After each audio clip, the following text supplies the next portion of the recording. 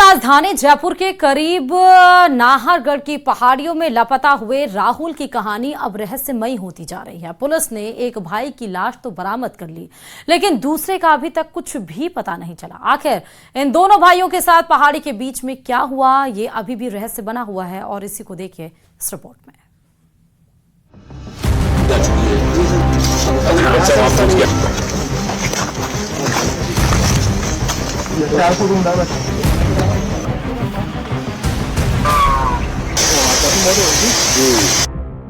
आठ दिन 300 की टीम रहस्य जस का तस।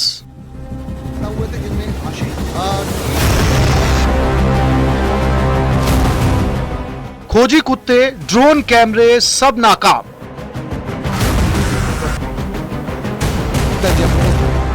लापता राहुल की अबूझ पहेली बरकरार।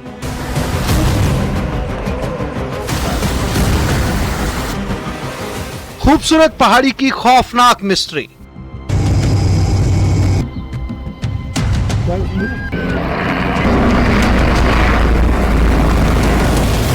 जयपुर के नाहरगढ़ की पहाड़ियां अपनी कुदरती खूबसूरती के लिए जितनी मशहूर है, उतनी ही ट्रैकिंग और टूरिज्म के लिए भी।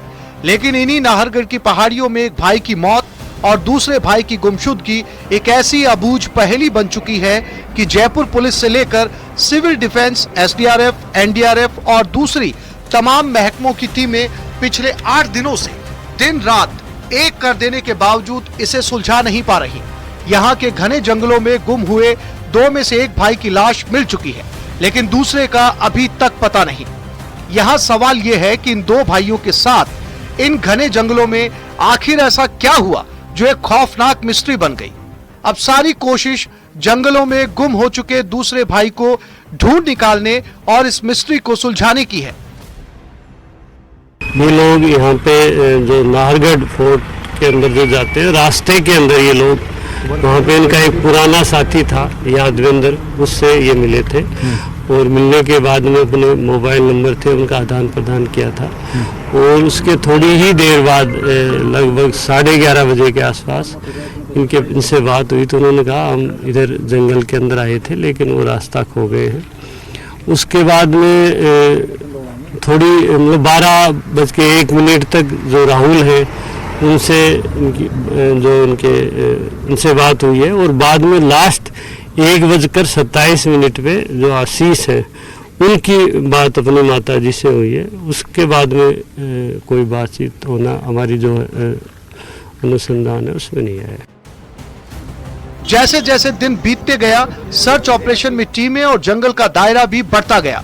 डॉग स्क्वाड से लेकर हेलीकॉप्टर तक का इस्तेमाल सर्च ऑपरेशन में किया गया, लेकिन राहुल का कोई अता पता नहीं। जानकारों की माने तो ये जयपुर में अब तक का पहला और सबसे बड़ा सर्च ऑपरेशन है, जिसमें नाहरगढ़ पहाड़ी से रहस्यमय ढंग से गायब हुए राहुल की खोज में 300 से ज्यादा लोग जुटे हैं। उधर आशीष की मौत भी अपने आप में एक मिस्ट्री है। सवाल यह है कि आखिर जंगल में गुम आशीष के साथ ऐसा क्या हुआ कि 24 घंटे गुजरते गुजरते उसकी लाश मिल गई। क्या उसका कत्ल किया गया या फिर ऊंचाई से गिरने की वजह से उसकी मौत हुई? पुलिस ने आशीष की लाश का पोस्टमार्टम तो करवा लिया। शुरुआती रिपोर्ट इस सवाल पर भी खामोश है, क्योंकि रिपोर्ट में मौत की वजह सिर में चोट लगने को बताया गया है, लेकिन ये चोट लगी कैसे, ये फिलहाल साफ नहीं है। वहीं जयपुर पुलिस ने राहुल की तलाश में कोई कमी नहीं छोड़ी। सर्च के लिए दिल्ली से एक्सपर्ट की टीम की ओर 3D slam DLR intercity mapping तकनीक का इस्तेमाल किया जा रहा है। इस रिकॉर्डिंग से थर्मल इमेजिंग से एनालिसिस किया जा रहा है, ताकि पता चले कि पहाड़ी में खाई में क्या है। पहली बार इस तकनीक का सहारा राहुल को तलाशने में लिया गया। वहीं भीलवाड़ा से बुलाई गई माइनिंग रेस्क्यू टीम के एक्सपर्ट्स पहाड़ी की खाई में उतरकर सर्च करवा रहे हैं। इस टीम की ओर से 3 बोर होल कैमरों को वायरिंग के जरिए 400 मीटर नीचे तक घाटी में उतारा गया, लेकिन पेड़ ज्यादा होने से तकनीक कारगर नहीं रही। बाकी हम लोगों ने मोटा पिछले 4-5 दिन के अंदर जो सारे स्थान है इसको पार के ज्यादातर हम लोगों ने उनको सर्च कर लिया। कई जगह 3-3, 4-4 बार भी सर्च किया।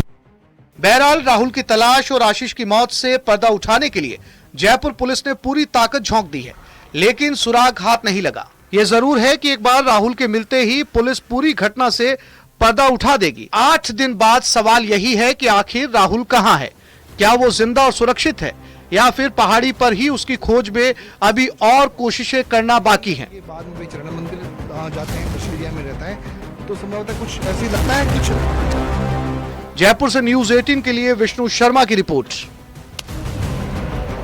जयपुर में सर्च ऑपरेशन हुआ जिसमें 2 भाइयों की तलाश में पुलिस ने। और चलिए बड़ी खबर आपको जयपुर से बताते चले, जहां पर हाईकोर्ट पहुंच चुका है अब राहुल के लापता होने का मामला। अब यानी कि हाईकोर्ट इसको डील करेगा। राहुल के पिता सुरेश चंद्र शर्मा ने बंदी प्रत्यक्षीकरण याचिका दायर करा दिया हाईकोर्ट में। राहुल के पिता की याचिका पर आज हाईकोर्ट में सुनवाई होगी। याचिका में पिता ने कहा है कि बेटे को तलाश कर कोर्ट में पेश करने के निर्देश दिए जाएं। यह भी पिता का आरोप है कि उनके बेटे को किसी ने बंधक बनाकर रखा है। नाहरगढ़ पहाड़ी पर राहुल को लापता हुए आज 9 दिन पूरे हो चुके हैं। लगातार चल रहे सर्च ऑपरेशन में पुलिस को कोई भी सुराग नहीं लगा। वहीं आशीष की मौत की गुत्थी भी पोस्टमार्टम रिपोर्ट के बाद उलझी है। ज्यादा जानकारी के साथ संवाददाता विष्णु फोन लाइन पर कनेक्ट हो चुके हैं। विष्णु, हाईकोर्ट पहुंच चुका 9 दिन के लापता राहुल का मामला। देखिए बिल्कुल पिछले रविवार को अपने भाई के साथ नाहरगढ़ पहाड़ी पर घूमने गए राहुल और आशीष का जो मामला है अब हाईकोर्ट पहुंचा है। चूंकि आशीष का अगला दिन शव मिल चुका था, लेकिन राहुल कहाँ है ये अब तक बड़ा सवाल है। और राहुल की तलाश में पूरा सर्च ऑपरेशन किया, ड्रोन से लेके हेलीकॉप्टर तक लगाए, एनडीआरएफ को बुलाया, दिल्ली और भीलवाड़ा से स्पेशल टीमें बुलाई, लेकिन राहुल का पता नहीं चला। और इसी बीच राहुल के पिता की ओर से बंदी प्रत्यक्षीकरण की याचिका हाईकोर्ट में दायर की है और आज 2 जजों की जो बेंच होती है, खंडपीठ होती है, वो इस पूरे मामले में सुनवाई करेगी।